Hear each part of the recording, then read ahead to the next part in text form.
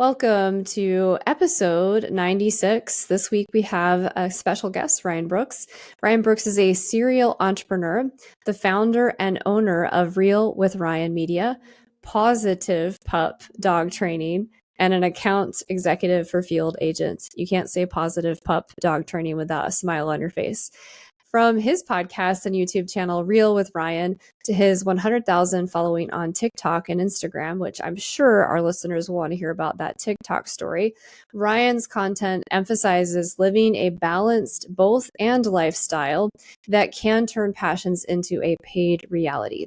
From entrepreneurship to sales to dog training, cooking, health, wellness, and travel, Ryan is on a mission to explore all facets of living a meaningful life and share the journey and lessons learned along the way. With that, welcome, Ryan. Thank you so much, Holly. Thank you for having me today. Yeah, you're so welcome. And actually, we're going to go way off script. And because I know we have a lot of listeners tuning in that are very curious about the 100,000 followers on TikTok. Tell us your story and magic secret sauce to getting to that substantial number. Yeah, sure thing. So the TikTok and positive pup dog training story kind of go hand in hand. It really was my first, dive into entrepreneurship. So little background, grew up an only child with some stepbrothers here and there, but also had a ton of dogs. And so was always working with dogs. Dogs were my siblings growing up and learned how to train them from a young age. In college, to help put myself through school, actually started positive pup dog training, where I worked with individuals and had the motto, I would help you help your dog.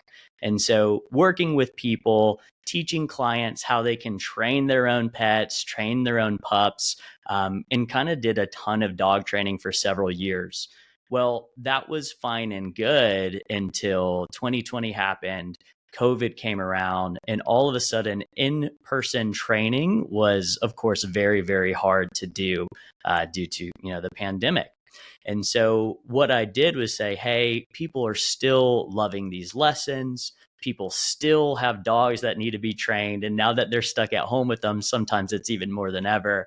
So what I did was took, a lot of the lessons that I was teaching people in person for those training sessions, started creating content, trying to figure out how to do that, and put that content online. So that's where I started the TikTok and started posting dog training content there.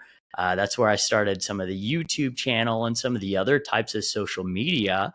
And honestly, it took probably 8 to 12 months of steady posting this content, kind of learning what it looked like to post content and get better at those skills before I finally had a little bit of traction. And, the nature of TikTok is kind of a viral platform, and it kind of feeds off that virality. I had a few really big lessons that went viral, and then kind of one video where I had my dog Ollie. I would strap him up with a harness. I'd get on my skateboard and I would tell him yip yip, and he would start running down the road pulling me. And so it's kind of the modern skateboarders version of dog sledding.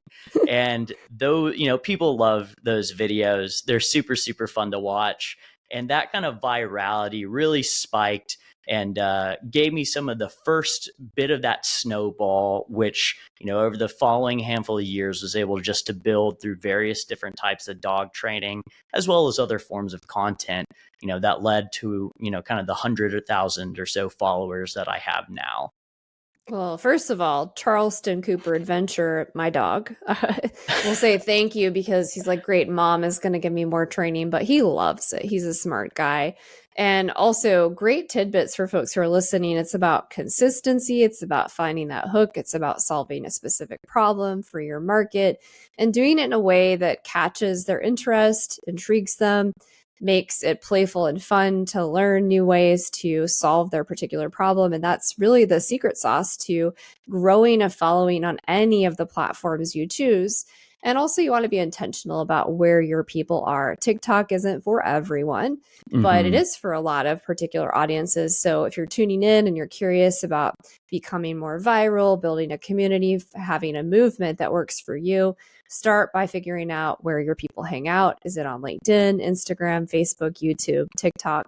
And then just be consistent as he was sharing.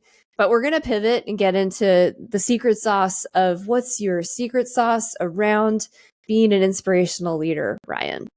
Yeah, yeah. So, a few notes, a few thoughts about being an inspirational leader.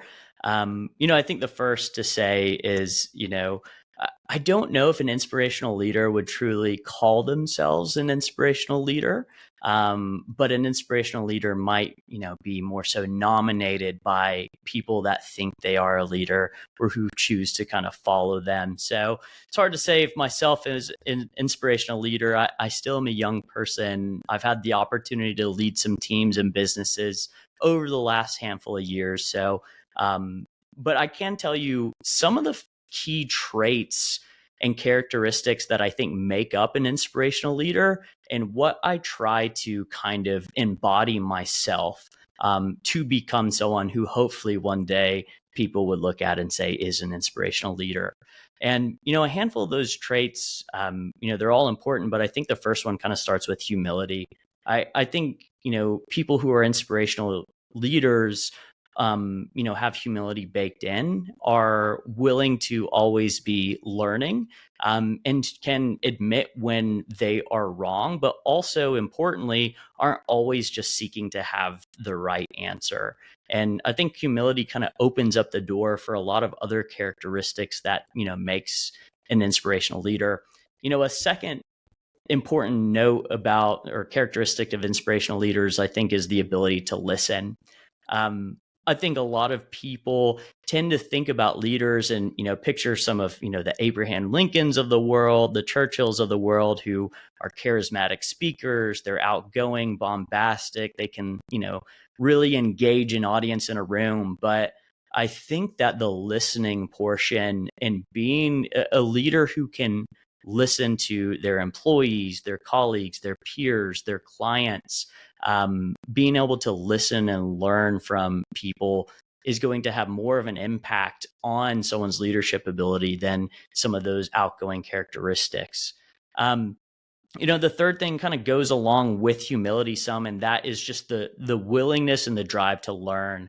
I think a leader always needs to be trying to learn and improve themselves, but also encourage the people in their organization, their followers, and the people around them to continue learning.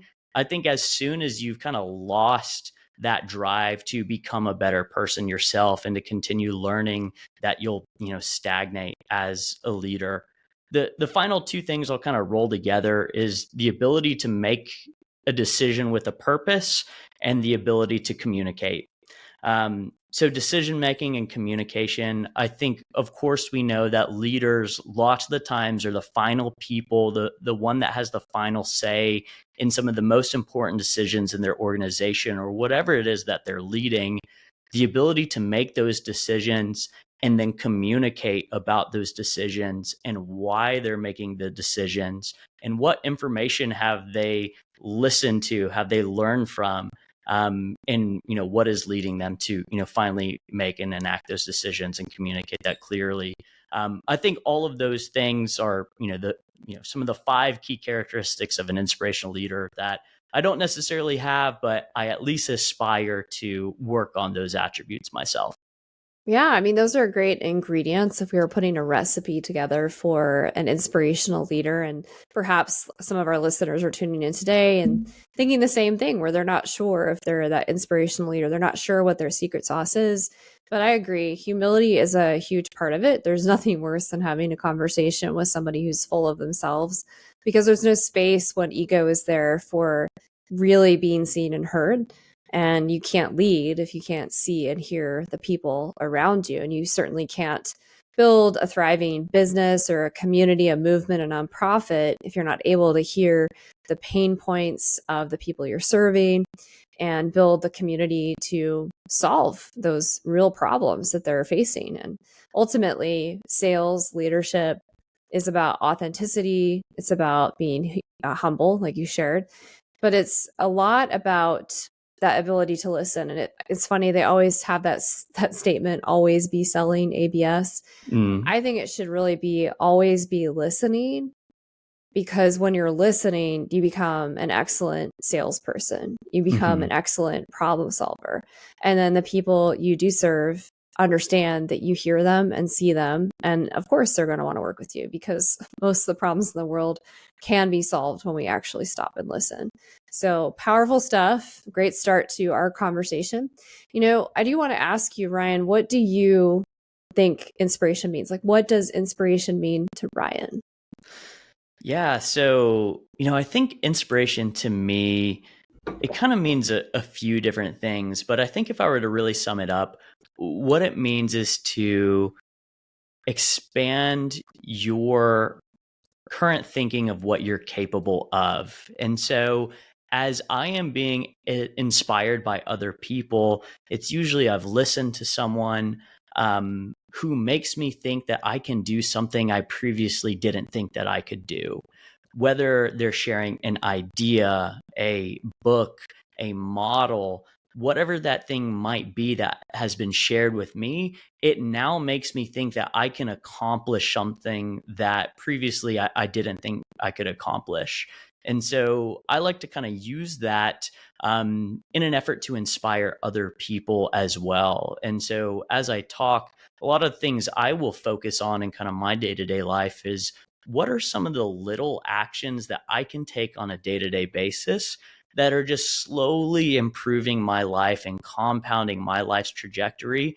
And how can, you, the audience or the listener, make these small little tweaks, these changes in your day-to-day life that will make you a better person and start to expand what you think you're capable of. So I think that's what inspiration means to me, if I really were to sum it down to, its fundamental components for myself. Yeah, that's beautiful. And I love that the first way you define it, expanding your current thinking of what you're capable of, and even borrowing that belief from others through books, strategies, methods, stories that you hear. And then just taking those small steps and planting those seeds so that other people can see that and believe that for themselves. And it's interesting, one of my core values is inspiration, and it's also my superpower in business is inspiration and building community. And I think how that shows up in kind of planting those small seeds are pretty much anytime I am myself. Like if I am depleted, I'm not at my top game, I can't do this. But when I'm myself and I go out anywhere, for Mm. example, I went on a date last night, and I our waitress seemed kind of shy, and so I was complimenting her on her glasses and really just trying to like bring her out of her shell. And then she was smiling and she was more confident. Also, I recently went and bought a new car. When I was working with the new salesperson, I Hmm. was trying to build up her confidence and give her sales strategies so that she could hit her bonus for that month.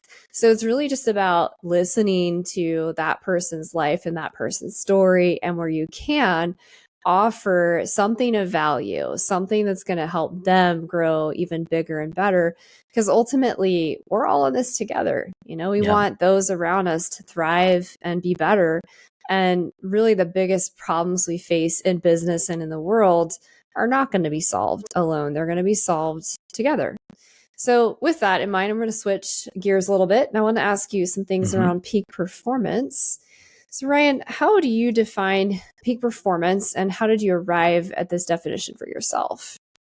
Yeah. So, peak performance, there's a couple of different ways that, I think about peak performance. So, I've got kind of the narrow definition of peak performance, and, that's performing optimally when there is a time to perform. The example I have is in 2020, I ran a triathlon. And on the day of the race, I needed to perform at my peak for that one moment, or I guess that, 3 hours of moments. And that required months of training, work on my health, work on my routine. The day before, I made sure I had to have 12 hours of sleep, ate a sack of sweet potatoes to carbo load, had all my supplements, etc. And I was ready to perform at my peak, but in a very acute way.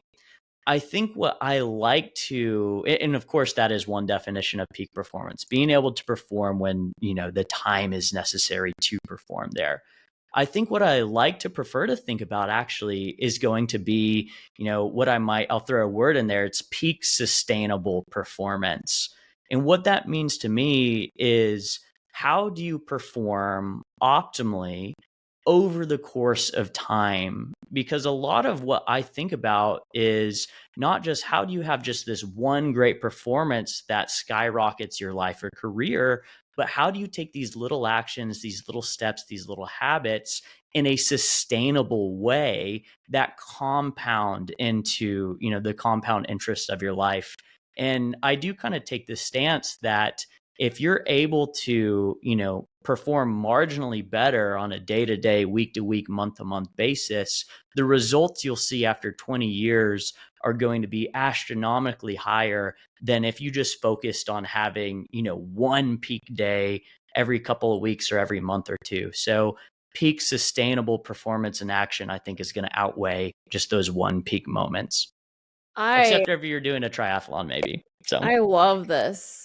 I love this. Peak sustainable performance. I might have to use that in one of my future talks because I have the peak performance method. And it is basically about that. It's about taking a holistic approach to peak performance. We talk about health, we talk about clarity, we talk about the 5 key areas of your business. So I love that sustainable piece of it because ultimately we are not always at our best. We are humans, and I have to remind myself of that sometimes. I think I'm superwoman and I'm not. And this comes from, recovering as a perfectionist, but peak performance in the sense of living a holistic, healthy life that's also aligned to the legacy you want to build is like you just said, it's getting 1% better each day and also giving yourself grace on the days where it feels like you slid backwards, maybe 10% or 100%. You made a mistake. It doesn't mean all of that momentum and forward movement has been lost. So, giving yourself some grace and forgiveness, and as my tattoo on my arm would say, let go and trust the process as you take that action. But I love this peak sustainable performance. It's the best answer I've had to that yet. So, kudos, Ryan. Thank you. Now, Thank you. you're so welcome. Now, on the way to uncovering peak performance, I'm sure you've run into some challenges and obstacles. Can you share a couple of the big challenges and obstacles you've run into?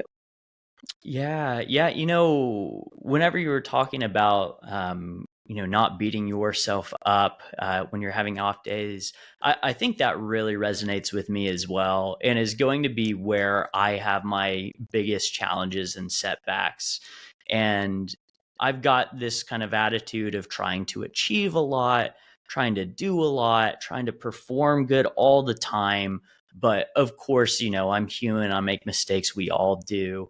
And there are going to be days when I don't perform well or don't feel well. There's even going to be weeks. And sometimes, I'll have a period of a couple months that just aren't my months, and things just aren't quite going right. And so the biggest challenges that I have is giving myself grace to not be perfect or not be hyper productive or overachieving all the time, and understanding that sometimes we actually need to step back, have that space to be flawed in order to kind of get back to where we want to be. And I think we do need to find that balance and can't just be hyper productive all the time. Maybe there's a few people out there that really can put the pedal to the metal and sustain it, but I certainly am not one of those people, and find that I'm at my happiest whenever I can, put the pedal down to the floor, ease off about 10%, and then find kind of that cruise control where I can just make sustainable action towards my goals. So not beating myself up for the off days is kind of going to be the biggest challenges that I tend to face.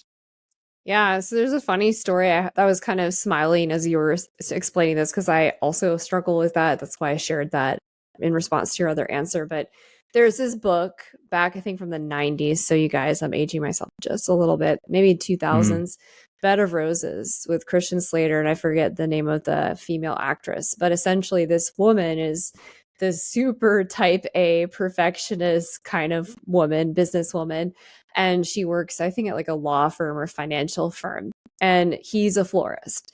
And Mm-hmm. she has a death in the family, and she's going through this grieving process. And her company says she can't work for 2 weeks. And I love this movie because there's this one quote where she spends the day delivering flowers with him. And at the end of the day, he asks, "How do you feel?" And she says, "Well, I didn't do anything. I feel so indulgent. I didn't contribute to the gross national profit, the GDP."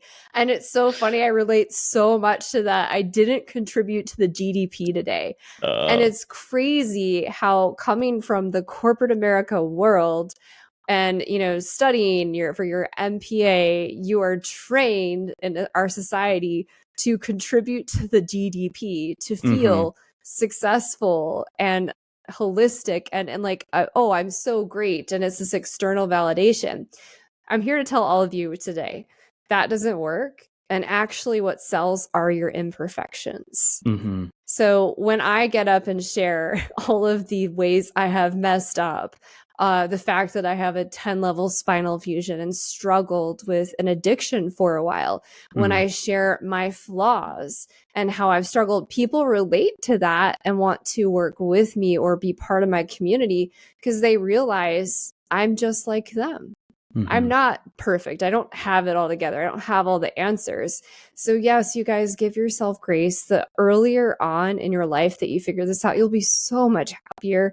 You'll achieve so much more. You'll attract and be a magnet for the right people. Stop putting on this corporate mask, the societal mask that we've been fooled into thinking is reality. Pull away that blank smoke screen curtain and just be yourself. Sorry, I'm like preaching a little bit there. All right, so I'm going to shift a little bit here and ask you, how do you create a culture of peak performance in the work you do today? Yeah. So when it comes to creating a culture of peak performance, I think this kind of comes back to a little bit about listening and humility for inspirational leaders. And when it comes to creating that culture of peak performance, I think really what you want to do is create a culture of honest and authentic feedback. And so I know lots of leaders often are very quick to receive praise, to receive pats on the back when you've done something well. And people that are working with you or especially under you are definitely, going to tell you when you've done a good job. But sometimes it can be a lot harder to create and cultivate a culture where people can point out where you've made a mistake or where there's things that need improvement. And I think that really falls on the leader of an organization to open up that space for communication and feedback and improvement.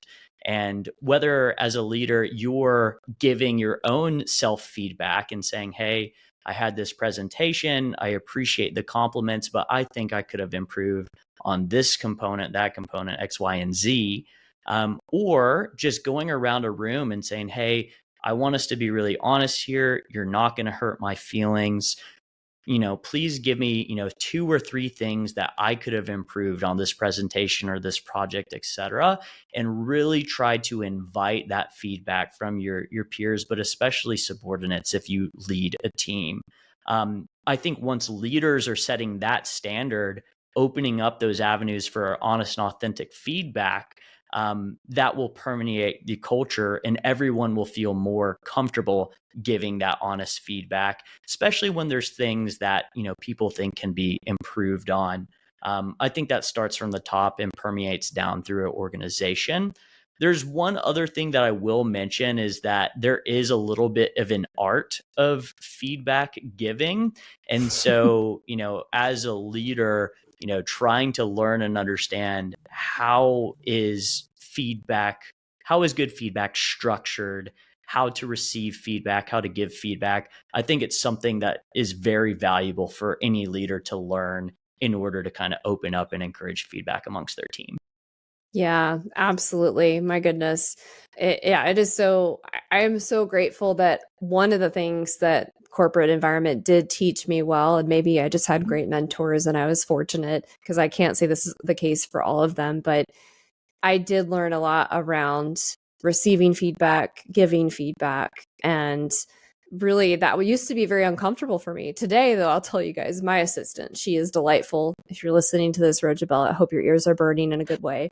And we've definitely created in a relationship where she has no problem telling me where I mess up, and I need to hear it. And I'm half the time I'm just like, I'm so embarrassed I made this mistake. Thank you so much for telling me. So just kind of a funny small one. I was saying chat GPT instead of GPT.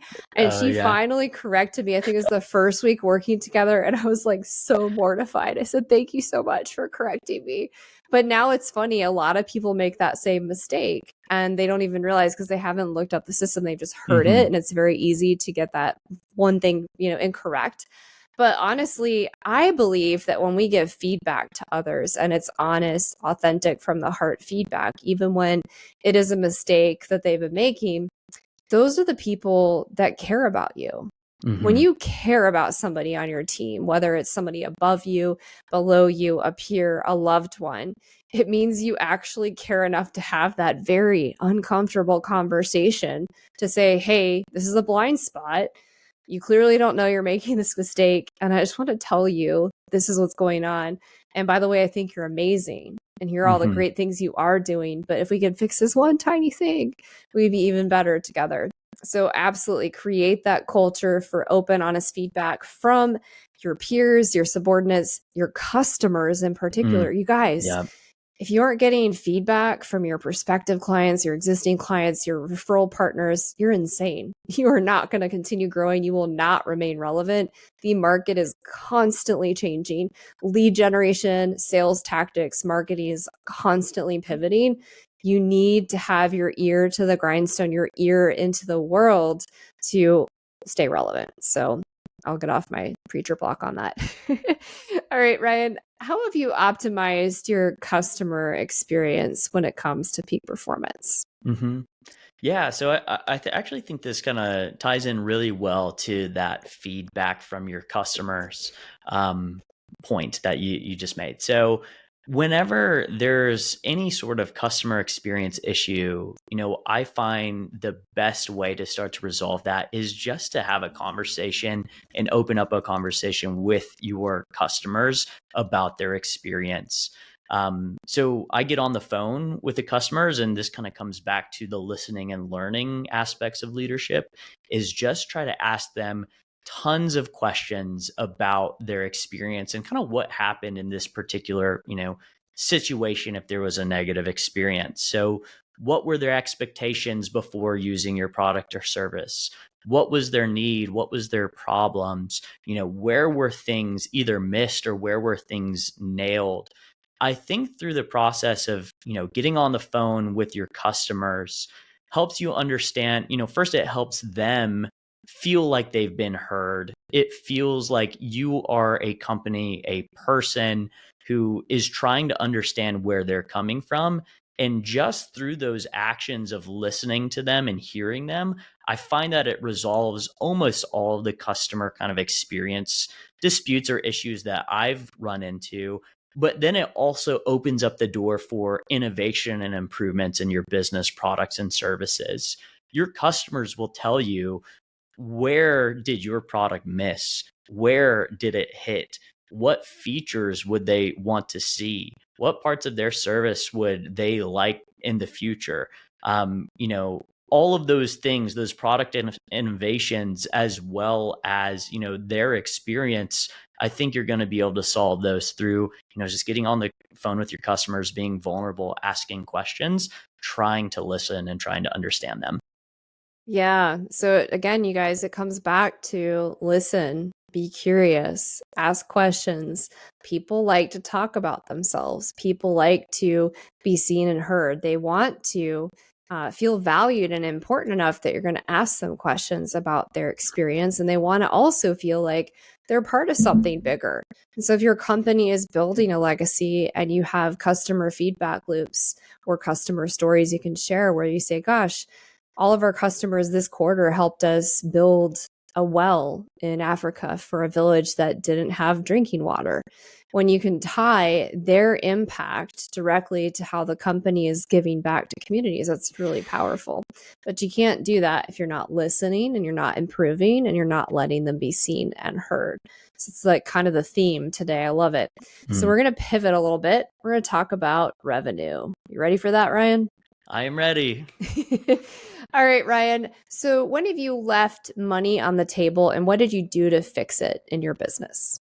Yeah. So there's two stories of when money has been left on the table. I'll start with the one that's a little bit more fun.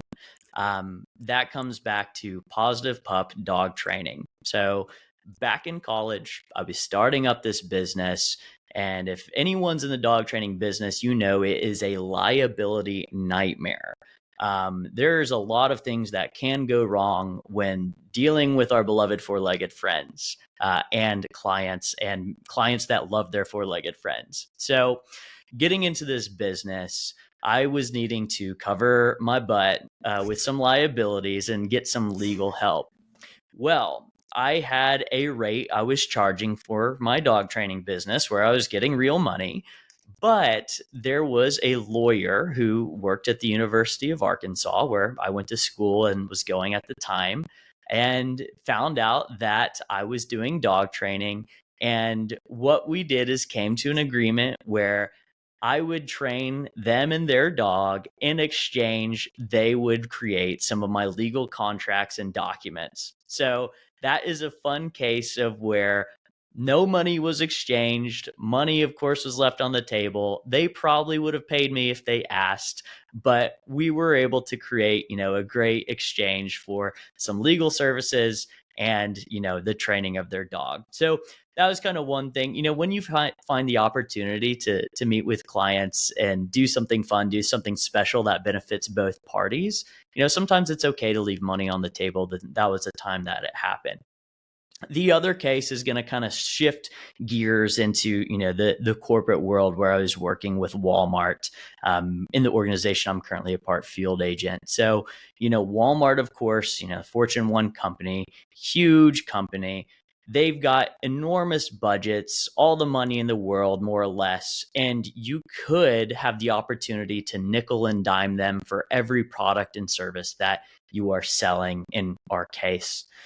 But one of the things that Walmart provides in our case is a amazing relationship and the opportunity to meet and expand into more clients.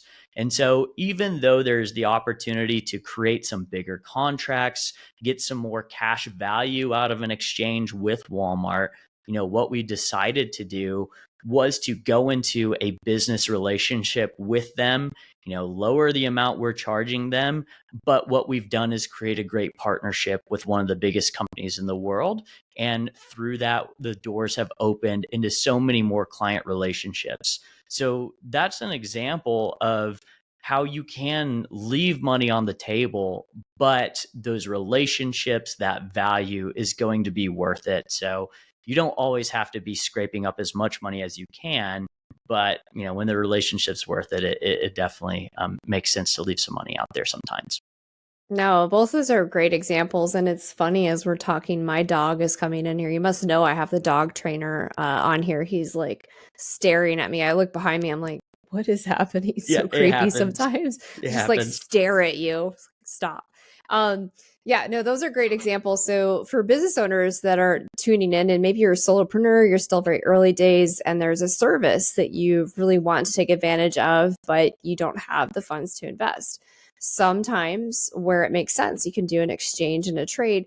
And this is valuable for many reasons. One, it helps you grow your business while adding value, capturing testimonials and stories.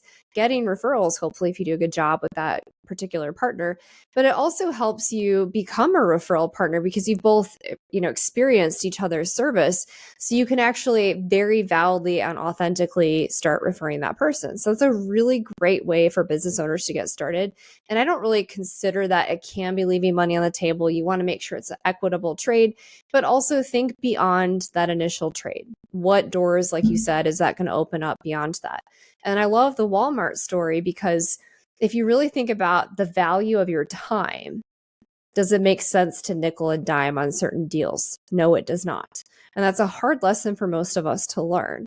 But for example, this is just coming up recently because I went to the dealership and everybody's like, oh, it's such a nightmare to go to the dealership and negotiate. And I'm like, well, not really, as long as you know your limitations and what you want and you have clear intentions, it's not that stressful. But I mean, I could have continued to be difficult and spent hours more negotiating, but I know the value of my time and I got exactly what I wanted. So there's no point in doing that. That's just silly. That's ego, you guys. So put that aside. It's a waste of your time. And then you waste money. All right. So my last money question for you. Okay. Ryan, what is the next shiny object that you want to turn into a revenue stream?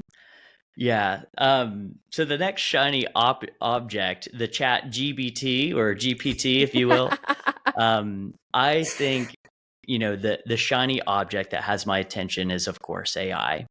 I am someone that likes to be, not right on the cutting edge, but tries to stay in tune with what is happening in the market in general. And I do think that the shiny object that will create a lot of revenue opportunities is going to be AI in its various, capacities and forms. Now, I don't know exactly what that will look like for my business. I already use it to help with content. I use it to help with ideas. Shoot, I'll go to my refrigerator and type in my ingredients and it helps me come up with a recipe. So it can do tons of crazy things. And I think there are going to be almost infinite business applications. And it's just on business owners, entrepreneurs, organizations to understand where will AI intersect your business and how can you jump on it and be a leader in that industry early, and be a first mover, because I think there's going to be some pretty big first movers advantages when it comes to capitalizing on AI. So AI is really going to be the big answer. I'm sure that a lot of people are thinking about the same thing. But if you aren't, trying to understand what is AI, how does it work, how might you use it in your day-to-day life or organization, I think it's at least something that you should keep a tab on and start to just educate yourself on, because there's going to be some huge revenue opportunities coming from it. No, I love it. In fact, I have a few business partners that are doing some really amazing things in this AI space already. So, for example, for you fellow podcasters that are tuned in or aspiring podcasters, there's this platform that I support. I do kind of some fractional revenue work with them. It's called Podcast AI. And so our podcast is hosted on Podcast AI, distributed. We create our show notes with using AI. We create the chapters using AI. We get snippets using AI. All of the beautiful marketing materials Ryan will receive after this recording will be from Podcast AI. Whereas it used to take me a lot of time, money, and outsourcing of resources for video editing, etc. This replaces that, and it makes it so that podcasters and people who want more exposure just show up for having a great conversation, and this technology runs most of that for us, which is great. And then there's also some marketing agencies that I'm working with that are creating AI chatbots that actually help you move people that are prospective buyers from your website to booking calls with you. And there's a million other things that we're developing through these marketing partnerships that are coming out into the market that are going to be really powerful, where they are streamlined for consultants versus coaches versus agencies. And there are different formulas that make it a little bit easier for a layman, a regular person who's not as techy, to start taking advantage of these. But even if that's not of interest, you guys, Canva has an AI magic creative space for creating your stuff, making it easier.